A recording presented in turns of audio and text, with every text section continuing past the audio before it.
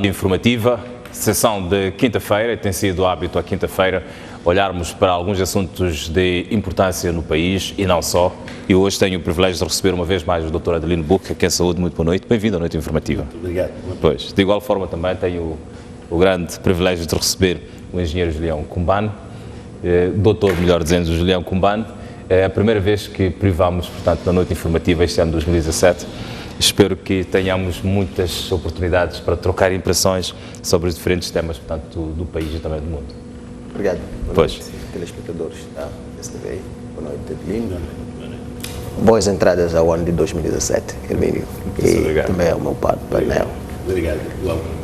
Pois bem, eu gostava de convidá-los a comentarem, a analisarem os 2 anos de Governação News. Portanto, como é que eu analiso, o que é que vos sugere dizer em relação, portanto, a estes 2 anos de governação, em que um dos seus grandes desafios foi a criação, portanto, de uma economia solidária e abrangente e também a convivência sã entre os partidos políticos, portanto, nacionais. Terá o Presidente News conseguido, portanto, estes desideratos nestes 2 primeiros anos? Começaria por si, Dr. Buque. Tá bom. Muito obrigado.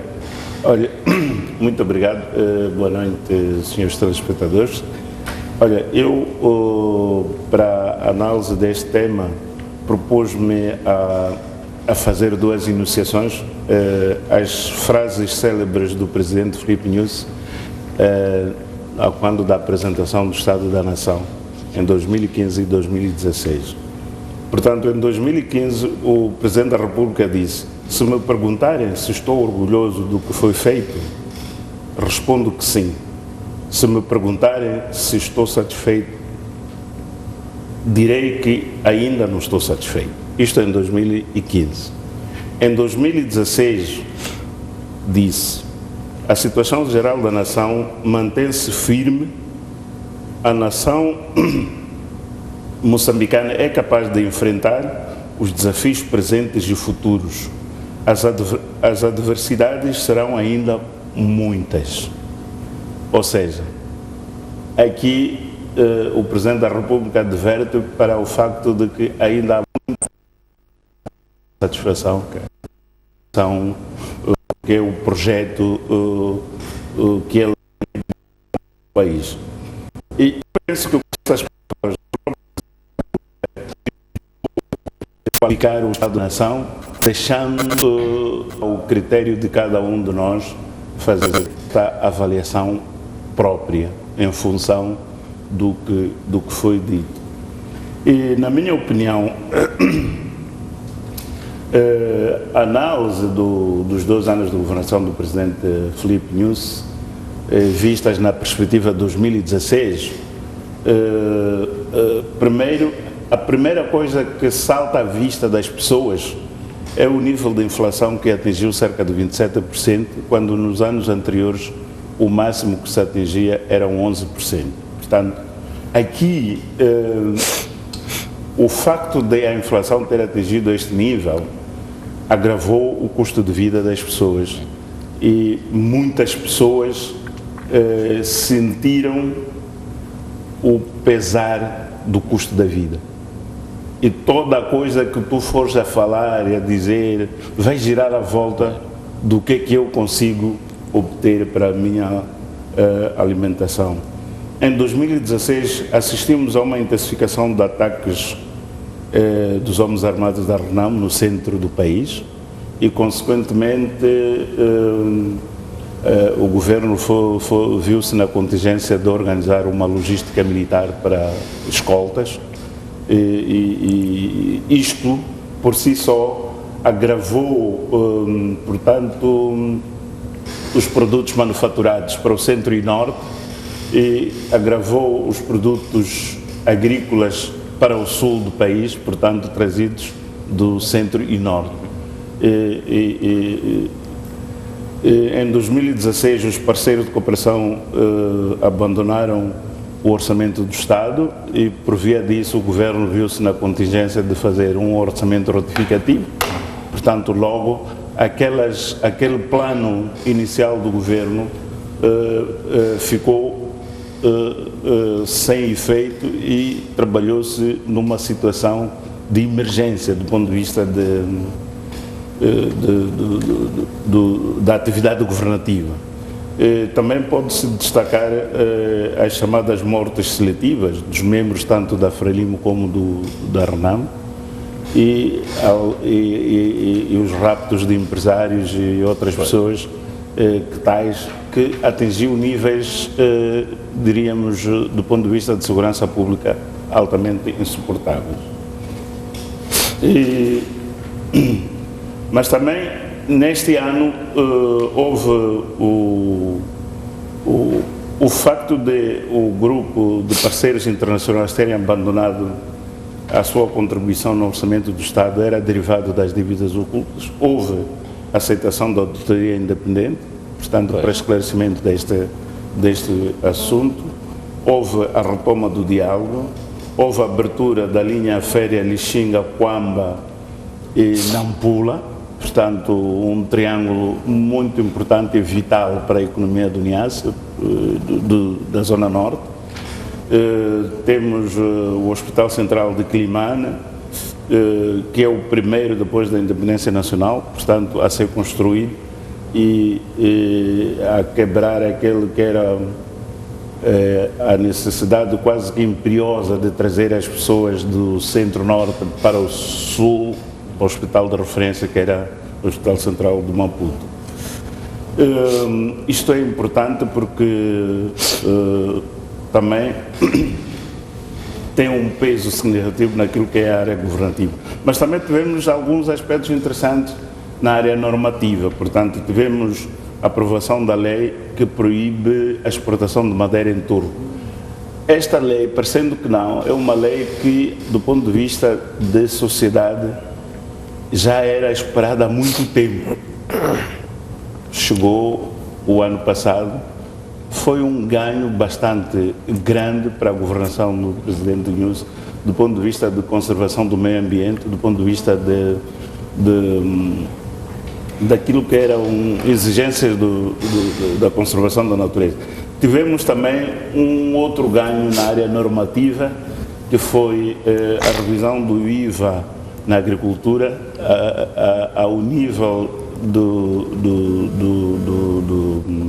da cadeia até ao nível de transformação. Ou seja, na lei anterior nós tínhamos uma situação em que a transmissão na primeira linha do agricultor para o comerciante ou outro não tinha imposto e a partir dali em cadeia tinha outros impostos. Hoje temos uma revisão de legislação que permite que, enquanto a produção agrícola não sofre transformação, enquanto a transmissão é feita nas mesmas condições em que saiu do produtor, não tem imposto de valor acrescentado, porque não sofreu nenhum valor acrescentado.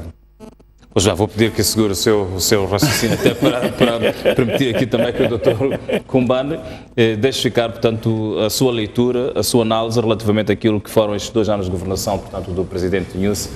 Terá, portanto, conseguido Filipe Nunes alcançar aquilo que no seu discurso inaugural prometeu aos moçambicanos. Este período de 2 anos foi suficiente para dar mostras, portanto, dessa vontade.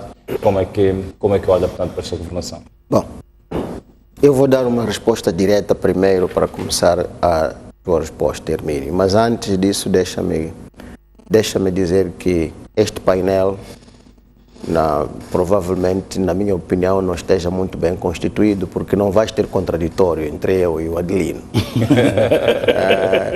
Nós temos mais ou menos o mesmo olho, quase que o mesmo olho sobre o que está a acontecer neste momento no nosso país.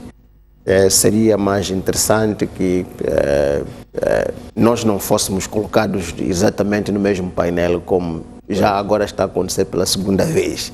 Tenta nos colocar com outras pessoas que têm uma outra forma de ver o nosso país, porque nós temos a mesma forma de ver o país. A minha produção está a registrar, portanto, esta é bom que ela registre isso. Agora, respondendo a tua pergunta diretamente, depois vou elaborar os argumentos que sustentam esta resposta. Se o mandato fosse 2 anos, e não é eu penso que o Filipe Nyusi deveria se dar por satisfeito e muito orgulhoso, porque ele está a dirigir um país que ele encontrou com muitos desafios, com muitas crises. Vamos lá ser honestos. Este país tem uma crise de valores, que não foi invenção de Filipe Nyusi. Este país tem uma crise política, que não é invenção de Filipe Nyusi. Este país tem uma crise econômico-financeira, que não é invenção de Filipe Nyusi. Estas crises são nossas, nós moçambicanos. Filipe Nyusi é um dos moçambicanos entre nós todos. Ele foi chamado para este desafio e ele disse: estou pronto. Entregou o peito. E o país está em pé. Nós temos que dar graças à coragem deste senhor, de que estamos a falar agora, Filipe Nyusi. E este país esteja ainda em pé. Porque outro alguém provavelmente tivesse atirado a toalha ao chão, com estas crises de que eu falei agora. Quando ele toma posse, no dia 15 de janeiro de 2015, ele fez um discurso que trouxe para junto dele quase todos os moçambicanos. Não tardou que 6 meses mais tarde os moçambicanos estivessem divididos em relação à avaliação que faziam para o desempenho da governação de Filipe Nyusi. No final do ano, ele disse o que o doutor Adelino que acaba de dizer agora. Honestamente, disse: eu estou orgulhoso do que fiz, mas se me perguntarem se estou satisfeito, eu não estou satisfeito. O que é que se pode dizer, por exemplo, em relação às expectativas iniciais do discurso inicial de Filipe Nyusi? Mas ele trabalha. Foram acompanhadas de ações concretas, sim, portanto, de encontro às expectativas dos moçambicanos. Ele está a trabalhar mesmo na linha do discurso dele inicial. Só que a conjuntura interna e externa não favorecem a aceleração daquilo que ele se prometeu fazer. Inclusão ele está a fazer. O desempenho da economia continua positivo sempre, todos os anos, até agora, em relação aos anos anteriores. Quer dizer, quando ele toma posse em 2015, naquele ano a economia cresceu por aí na ordem de 5% em relação ao ano anterior. Agora, em 2016, a economia também continua a crescer em relação ao ano anterior, só que foi apenas em 3%. A economia não se degradou no sentido de este ano passado ter um crescimento negativo em relação ao ano anterior. Não aconteceu isso. E isto foi no meio de muitas adversidades. Lembremos-nos todos, nossos caros telespectadores também, que em 2016 nós só funcionamos com a coleta das nossas próprias contribuições. Ninguém nos emprestou dinheiro. E é possível que ninguém nos empreste dinheiro também este ano, porque já dissemos aos indivíduos que compraram a nossa dívida, aos bancos com quem nós temos aqueles créditos que nós avalizamos aqui nos anos 2013, 2015, 2014, que nós dissemos já a eles oficialmente que, sabem, nós não temos dinheiro suficiente para pagar a dívida. Não estamos a dizer que não vamos pagar a dívida. Estamos a dizer que neste momento não temos dinheiro suficiente para pagar a dívida. E neste momento quem está atrás do dinheiro não são os bancos a quem nós pedimos emprestar dinheiro, são as pessoas que foram comprar dívida, porque dívida é um business também, né? E como é que se gera essas expectativas e como é que essas expectativas foram geradas, portanto, para um povo que tinha essa avidez de ver quer os problemas políticos, quer os problemas económicos rapidamente solucionados? Os problemas políticos estão a ser solucionados. Neste momento, por exemplo, estamos a viver um período de tréguas. Porque parece que Filipe Nyusi, nosso presidente, encontrou uma fórmula para resolver esse problema. Ou está encontrando uma fórmula. Está a conversar com o líder da RENAMO. Estão sabendo chegar a certos entendimentos. Nós cá fora vamos fazendo barulho, às vezes até para atrapalhar este processo, porque começamos a questionar, afinal, quem é que governa? E Filipe disse uma coisa muito interessante quando tomou posse. Eu não vou permitir que moçambicanos continuem morrendo por causa da diferença de ideias. Pois bem, doutora Adelino Buque, como é que acha que o presidente conseguiu ou tem estado a lidar, portanto, com os males, se quisermos assim chamar, herdados da anterior governação? Fez aqui a citação, portanto, do Dr. Kumbano, portanto, da questão da política, da questão económico-financeira, da questão de valores e por aí afora. Como é que Filipe Nyusi tem estado a lidar com estes dois aspectos, nestes 2 anos, portanto, de governação? Eu penso que tem sido, no sentido figurado, um bom trapezista, não é? Portanto, consegue se equilibrar dentro daquilo que são as grandes dificuldades que são criadas por este processo.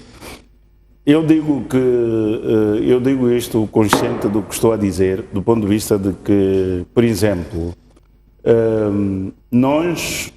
o presidente, uma das grandes promessas dele é a paz, não é?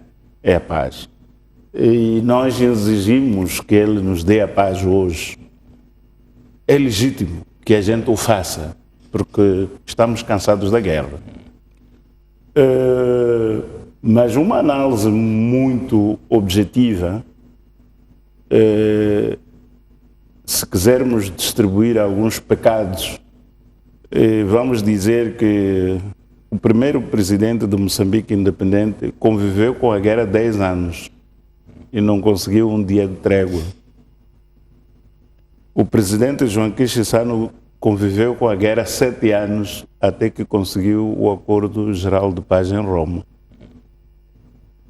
O presidente Guebuza, já quase no fim do mandato, teve uma vivência de guerra de cerca de 2 anos e alguns meses.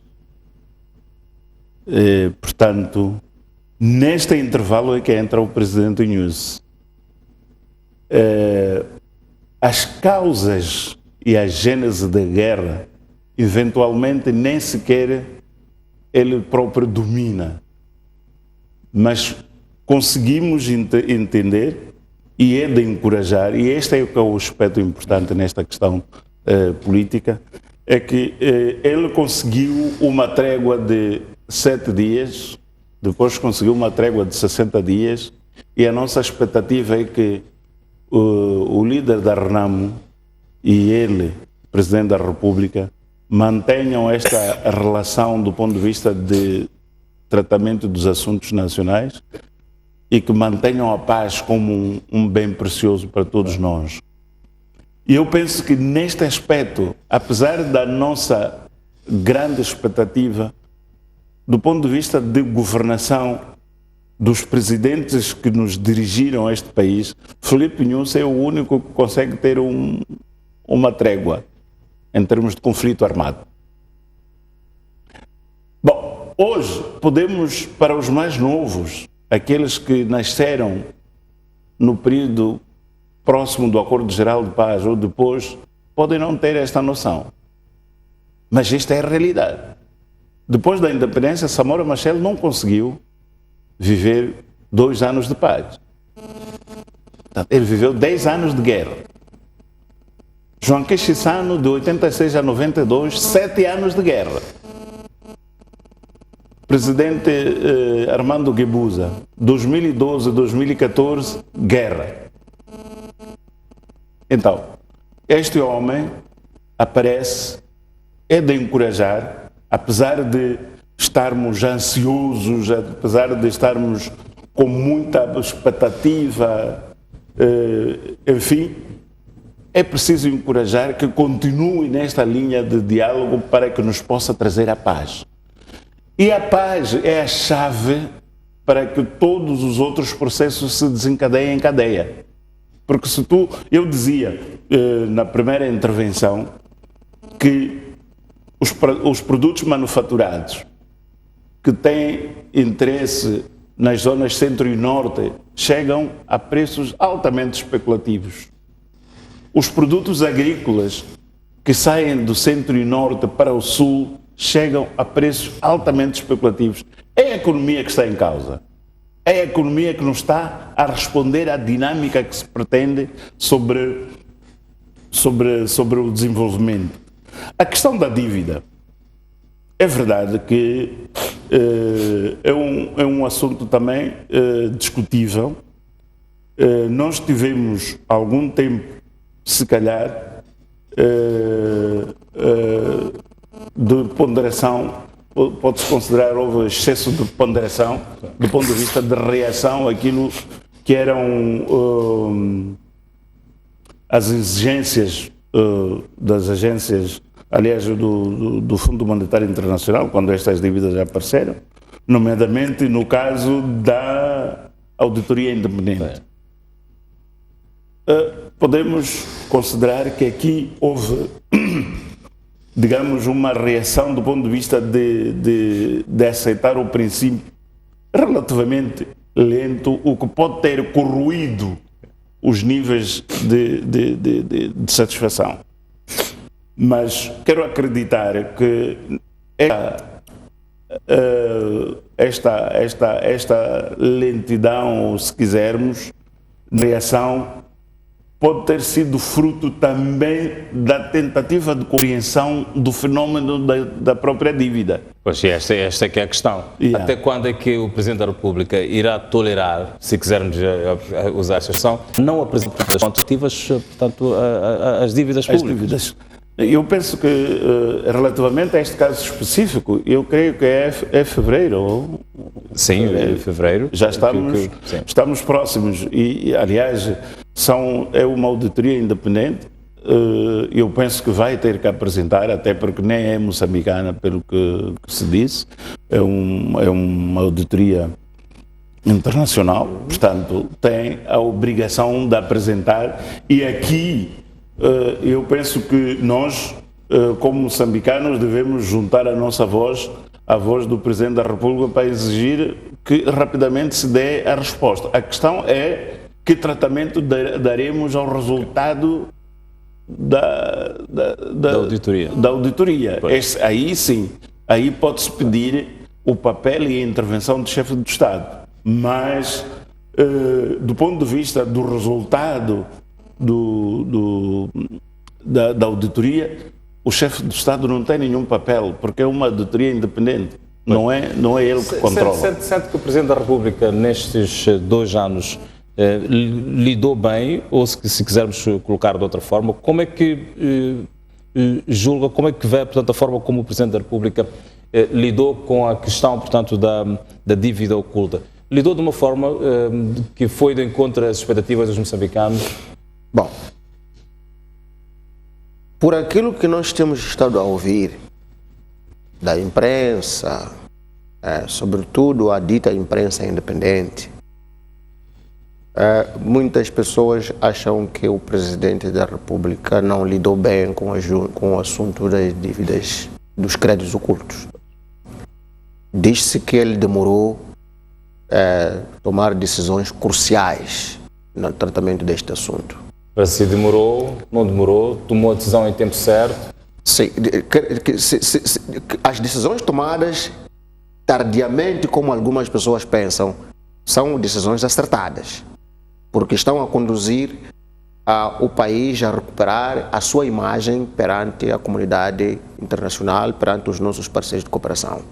Portanto, estamos a caminho de recuperar a nossa boa imagem de sempre.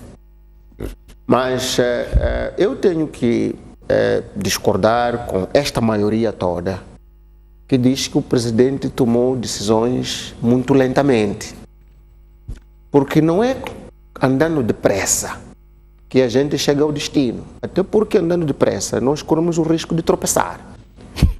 Era preciso que este governo entendesse bem o assunto dos créditos ocultos. Novas pessoas apareceram. É verdade que o Presidente Nunes fazia parte do governo anterior, mas ele não era Ministro das Finanças, ele era Ministro da Defesa. Então, os dossiês sobre este assunto da dívida tinham que ser bem dominados pela nova equipa governativa que nós temos agora. Isso requeria tempo. Isso foi dito até, e é correto.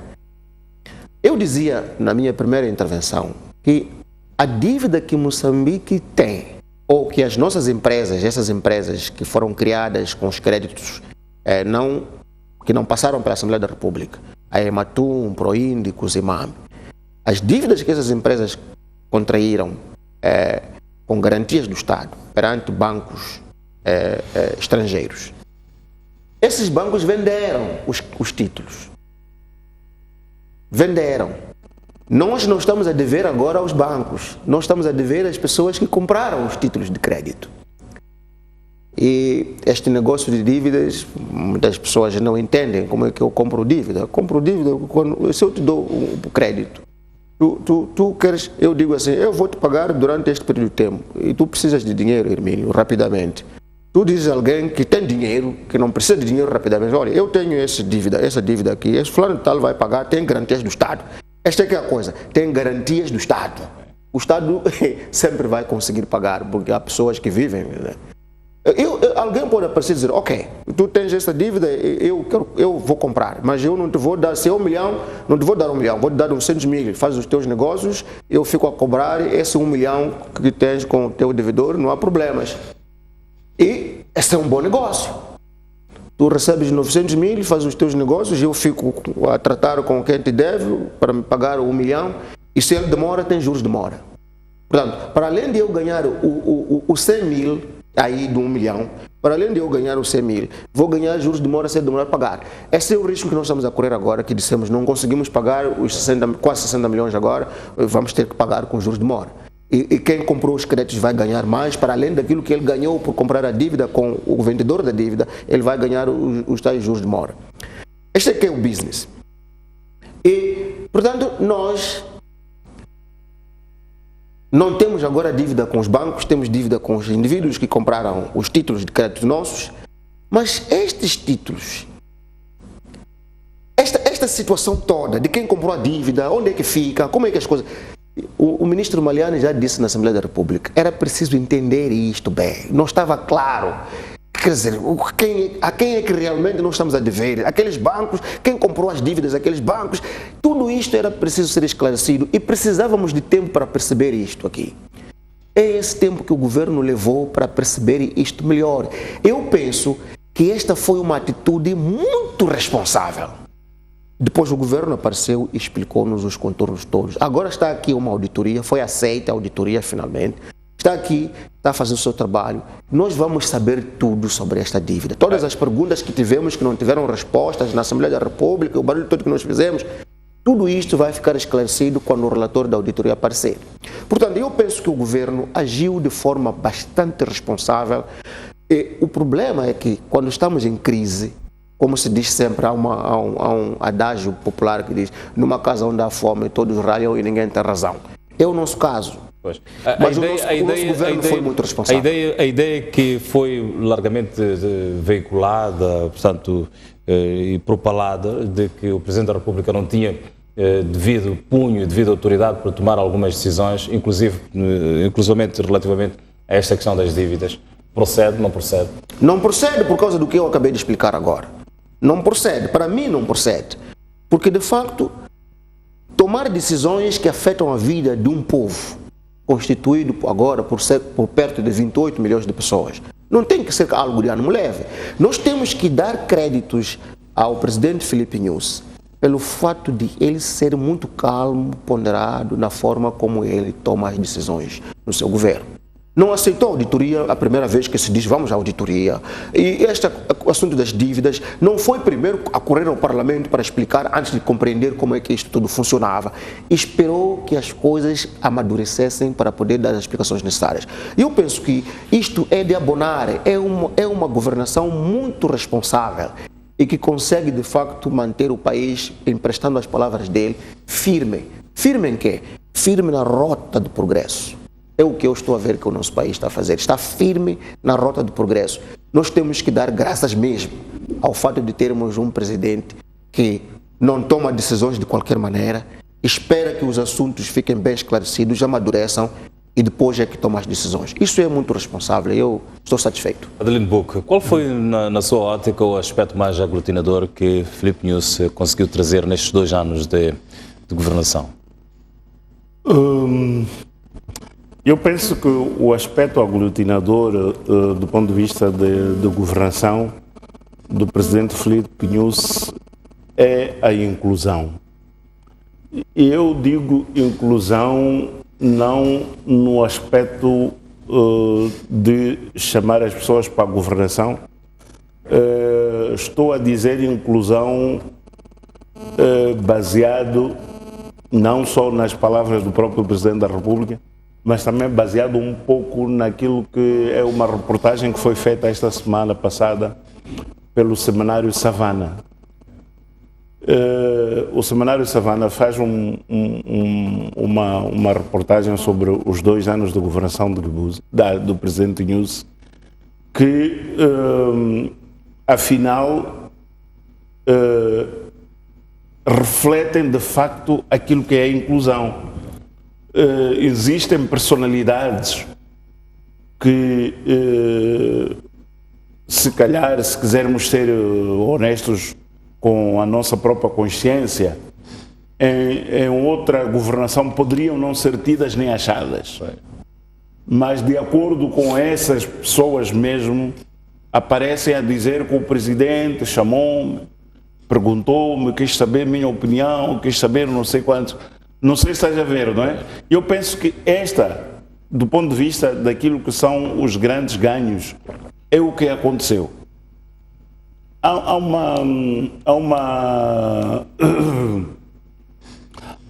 um ganho que foi citado aqui mesmo na STV pelo diretor Mosca, João Mosca, que é abertura. Portanto, se na governação do presidente Guebuza existia aquilo que foi apelidado de G40, que eram pessoas, o meu nome consta lá, eram pessoas que tinham a tarefa de maquiar a governação. De acordo com as palavras do diretor Mosca, parece que esta governação descartou deste tipo de maquiadores, não é? Então, o que significa que muito mais sensibilidades são chamadas para efeitos de tomada de decisão. É verdade que uma decisão de natureza governativa não é tomada tal como as pessoas expressam, não é? Tem que se pôr coisas na balança e ver o que é melhor, o que é que não é melhor. Mas eu penso que esta inclusão do ponto de vista de ouvir as várias sensibilidades é um ganho muito grande do presidente Nyusi. As relações do presidente Nyusi com a oposição, nomeadamente com a Renamo, na minha opinião, constitui um ganho muito grande, na medida em que, se na governação do presidente Joaquim Chissano, depois dos acordos de paz, eram relações não públicas, hoje são públicas. Ontem falámos, dissemos isto, aconteceu isto, o efeito é este. É um ganho substancial do ponto de vista de relações com... Também do ponto de vista de relacionamento com os partidos da oposição. Há também esta capacidade de chamar diferentes atores, quer representados na Assembleia da República ou não. Tem havido esta capacidade do presidente Nyusi. Eu penso que constitui uma abertura muito grande e só pode ser um aspecto que diria, do ponto de vista de princípio de relações, uma espécie de ruptura com aquilo que é a tradicional Frelimo, não é? A tradicional Frelimo.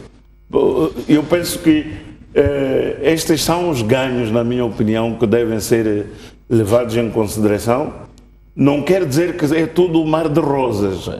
Há dificuldades, há problemas, há coisas por se acertar, mas esta inclusão do ponto de vista de ouvir sensibilidades, esta auscultação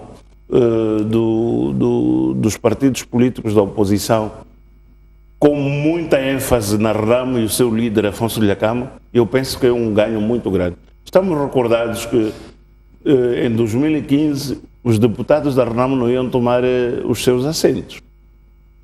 Foi numa relação pessoal que até teve quebra de protocolo, etc, etc. Foi criticado o próprio Presidente da República por causa disso, porque esperou um presidente de um partido, quando ele é chefe do Estado. Ele foi ao encontro do presidente de um partido quando ele é chefe do Estado, mas ele conseguiu aquilo que era o essencial para o país. Era que os deputados da Renamo tomassem posse, que as instituições funcionassem com normalidade, e estas coisas foram a acontecer.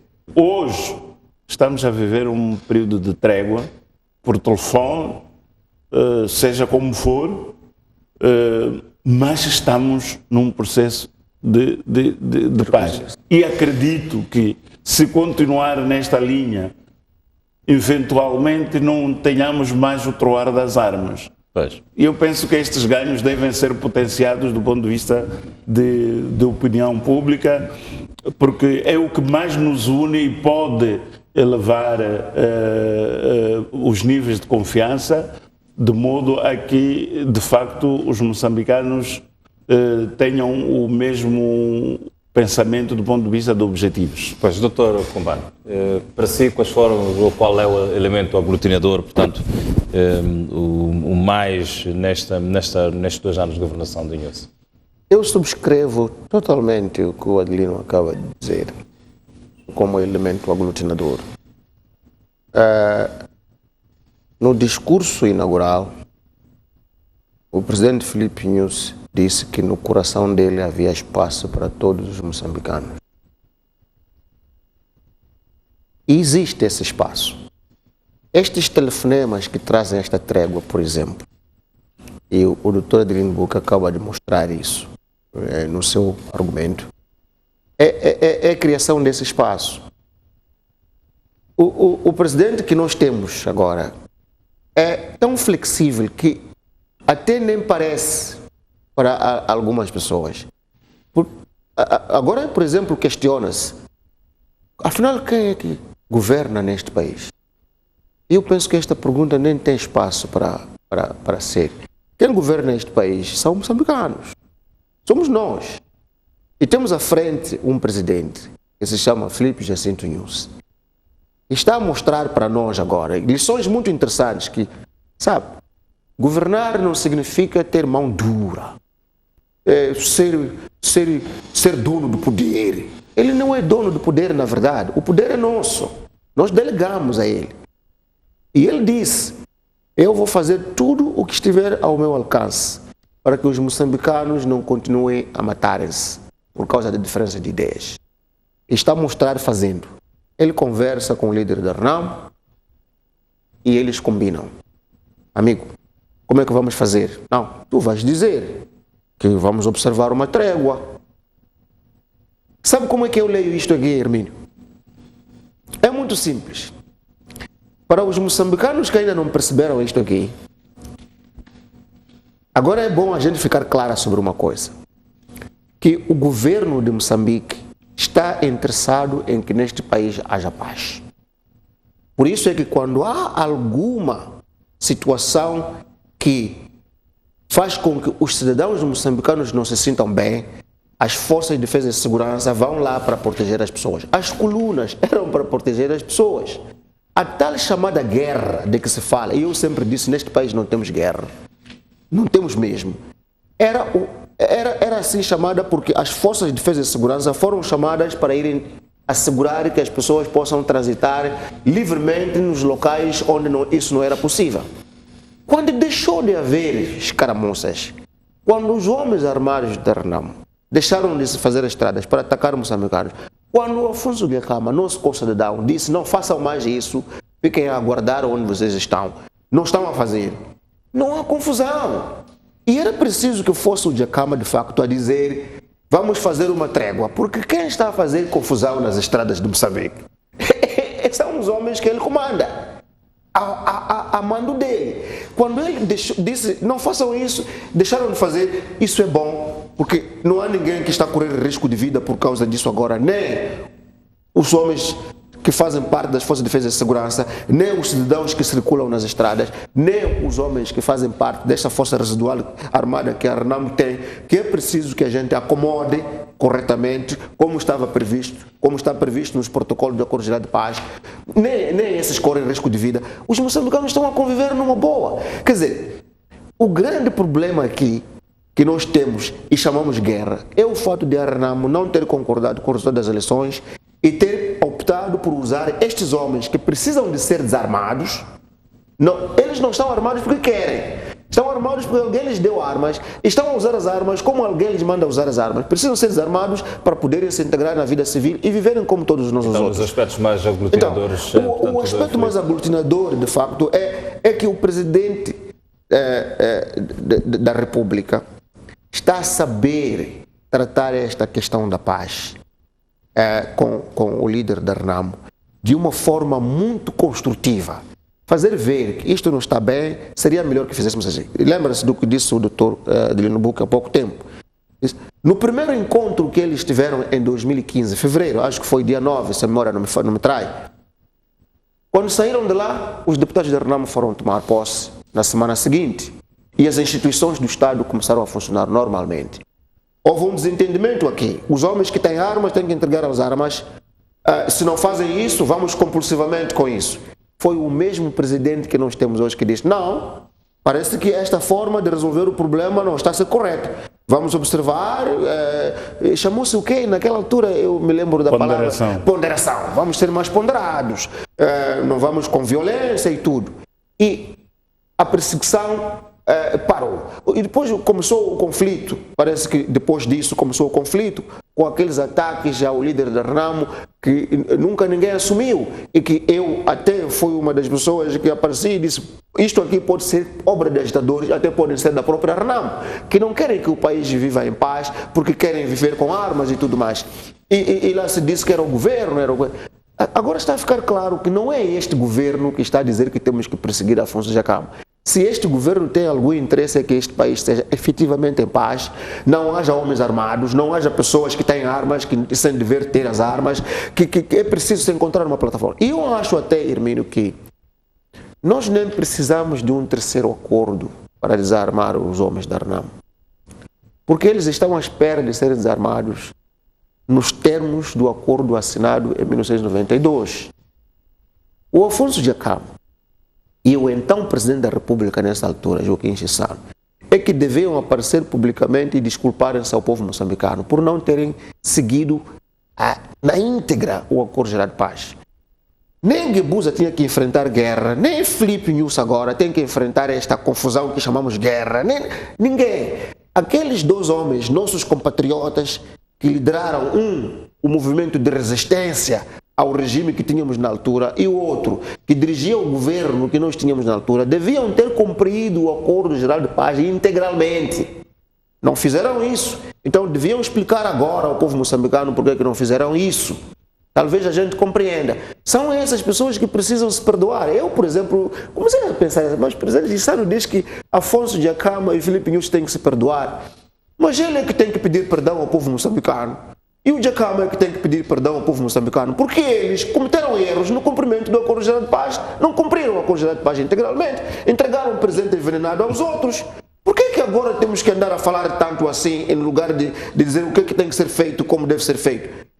Nós temos que desarmar aqueles nossos irmãos que têm armas na mão agora, porque estão à espera disso. E penso que basta a gente ir buscar aqueles protocolos, desarmar os homens naqueles termos e colocá-los onde podem ser colocados e tudo mais. Este país vai ficar definitivamente em paz.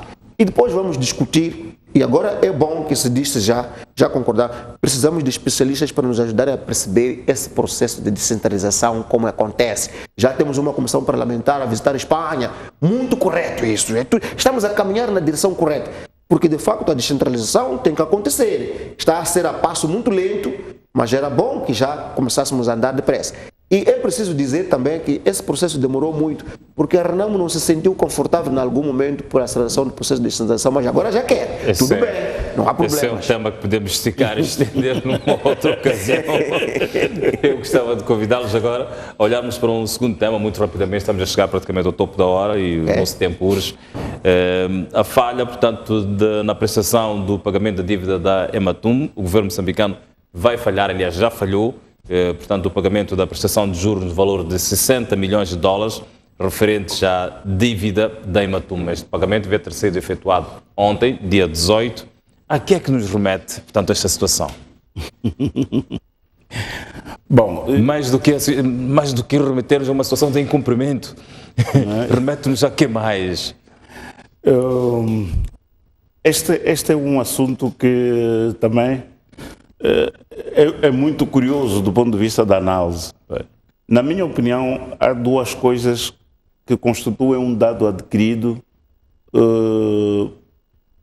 por causa desta falha do pagamento.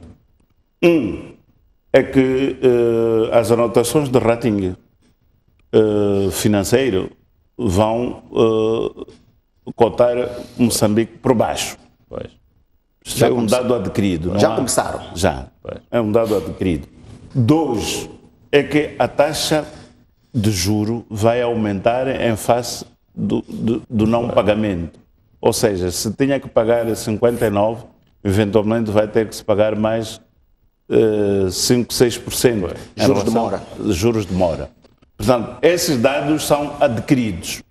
Agora, Hermínio, se me perguntas a mim, agora recorrendo ao Presidente da República, se me perguntas a mim se foi bom não ter pago ou é mau, a primeira questão que eu punha era: seria importante pagar esta dívida e amanhã ter dívida com os professores, com os enfermeiros e com outro pessoal da função pública? O que é razoável do ponto de vista de racionalidade? E eu ter este dinheiro para cumprir com as obrigações internas, não é? Para que não haja convulsões sociais ou preservar a minha imagem baseado numa percepção errada fora do território nacional. Eu penso que este foi o raciocínio que levou a que Moçambique fizesse esta opção. Okay. Mas eu dizia no início que é interessante porque a voz crítica do não pagamento desta dívida e que as anotações financeiras internacionais iriam pôr o Moçambique no lixo, vem agora de pessoas que aconselhavam ao governo para que não assumisse esta dívida. Essas mesmas pessoas hoje é que fazem crítica do não pagamento da dívida. Isto é que é curioso, porque é um paradoxo. É incoerência. Se eu ontem dizia o governo não deve assumir essa dívida porque não passou da Assembleia da República, tudo bem, era um pensamento. Nessa altura, nós ouvimos o primeiro-ministro na Assembleia da República a dizer que não reconhecer essa dívida seria pior nas relações internacionais do país. Mas insistiu, não, essa dívida não é nossa porque não passou da Assembleia da República. Não vamos pagar. Não vamos pagar. Hoje o país não paga por razões objetivas. Dar prioridade. Entre eu comprar o leite para o bebê e comprar uma cerveja, o que é melhor? É melhor comprar leite para o bebê. Sim. Não vou beber uma cerveja. É o que o governo fez e agora as mesmas pessoas vêm dizer: epá, agora estamos no lixo, agora vamos ser conotados com não sei quê, não sei, caloteiros.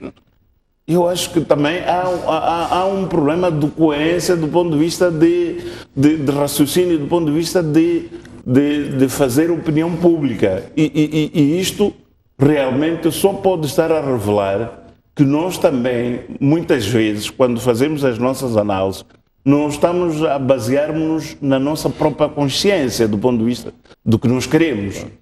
Porque se nós ontem dizíamos que não queríamos que o governo pagasse, devíamos aplaudir hoje que não tenha pago. Mas não, estamos a criticar. Portanto, eu penso que o governo, do ponto de vista do que é hoje, não vai ficar pior. Mesmo que as tais, a tal descida no rating por parte das agências de notação financeira baixarem, vão baixar, e é a percepção que eles têm de Moçambique, mas nós vamos continuar a viver como estamos a viver. Pois, Dr. Cumbano, como é que acha que os credores irão olhar para esta posição de Moçambique de afirmar, portanto, que não tem dinheiro para pagar? Acho que o Dr. Adelino Bouquet vazou tudo sobre este assunto. Como os credores vão olhar para nós? Nós não dissemos que não vamos pagar a dívida. Nós dissemos que agora não temos dinheiro. Mas isso tem as suas implicações, naturalmente. Claro que tem implicações, e as implicações são essas. As agências de notação internacionais vão nos colocar no lixo, mas vão nos recuperar de novo, porque vamos pagar a dívida. Com agravamento na taxa de juros, porque vamos ter que pagar com juros de mora. Isso é o que vai acontecer, mas pagar, vamos pagar. Temos recursos suficientes para pagar a dívida. Vamos começar a vender gás daqui a pouco, quando ele começar a sair. Vamos pagar, isso vence em 2023, não é isso? Vamos pagar com esses extras e tudo mais. Mas isso é uma decisão responsável, porque é para garantir que o país esteja socialmente estável. Porque está a imaginar não pagar professores, não pagar enfermeiros, e pagar dívida, o dinheiro está a sair, porque essa dívida é externa, o dinheiro está a sair. Eu penso que este governo que nós temos que bater palmas para este governo, porque este governo esta dívida foi, é muito responsável. Esta dívida foi renegociada. Esta dívida foi renegociada e não há acordo ainda. Não, mas esta dívida, Hermínio, foi negociada numa altura em que estava na mesa a Imatum. Pois. Mas tínhamos a normalidade do funcionamento do Estado com base no programa quinquenal do governo. Não tínhamos a fuga, ou se quisermos, a saída dos parceiros e tudo isso. A negociação tem que ter um contexto. Correto. A negociação tinha um contexto de que o crescimento macroeconômico ia se manter dentro da normalidade. E não aconteceu isso. Quando o grupo dos parceiros sai, quando o Fundo Monetário Internacional decreta aquele posicionamento que decretou, o país parou. Não produziu mais divisa. Não produziu mais dinheiro. As atividades próprias normais do governo, como infraestruturas, etc. Exportações e tudo, quer dizer, tudo ficou bloqueado. Logo, as perspectivas que se tinha, e aqui é muito interessante quando se diz, mas este governo negociou há menos de um ano, agora já está a faltar. Mas é uma forma de querer passar uma mensagem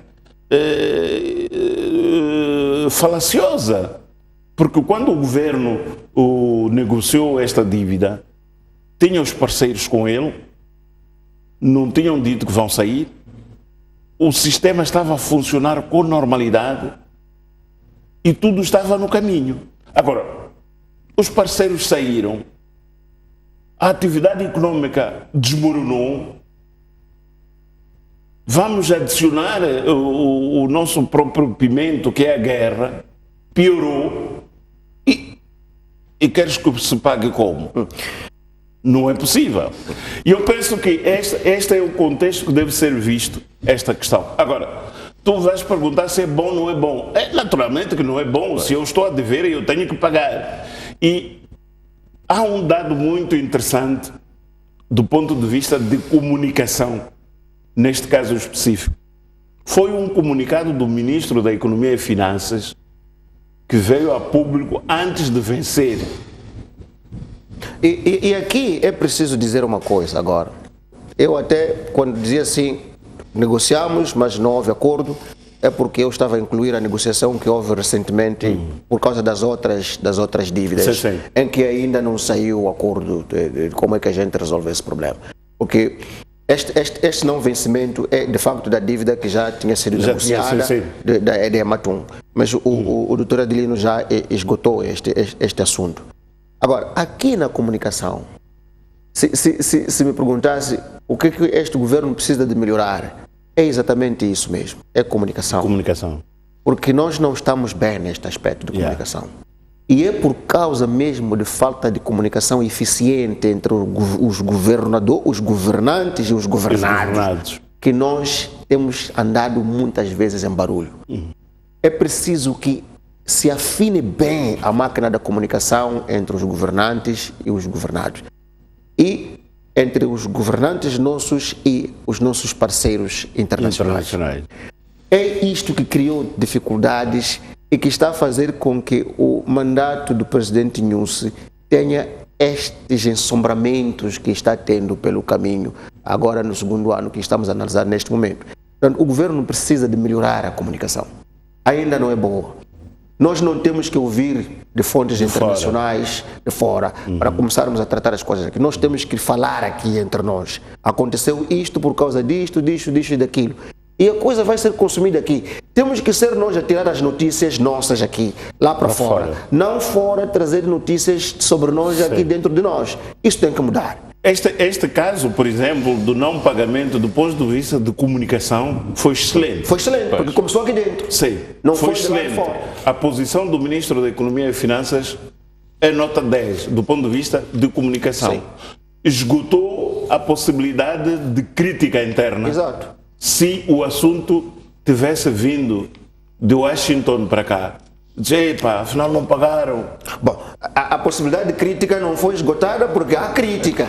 A crítica é no sentido de porque não pagamos, nós não vamos ser bem vistos. Só que se pagarmos a dívida e não pagarmos o salário dos professores, não pagarmos o salário dos enfermeiros, não sei como é que nós vamos ficar aqui. Não é? Pois bem, estamos a caminhar para o final mesmo, muito rapidamente. Eu gostava de ouvir aqui o Dr. Buco. O que é que espera que possa vir a ser o terceiro ano de governação de Filipe Nyusi, mediante os desafios, enormes desafios, portanto, que tem aí pela frente?